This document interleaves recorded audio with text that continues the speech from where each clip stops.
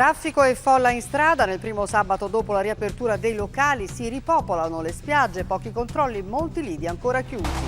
Vertenza Giabile, tra poco nuovo incontro al Mise, preoccupazione alla Whirlpool di Napoli, la dismissione resta fissata per fine ottobre. 120 anni fa nasceva Edoardo De Filippo, un genio, dice Mattarella. L'Italia lo celebra con un francobollo emesso oggi la RAI con la pubblicazione di 40 commedie.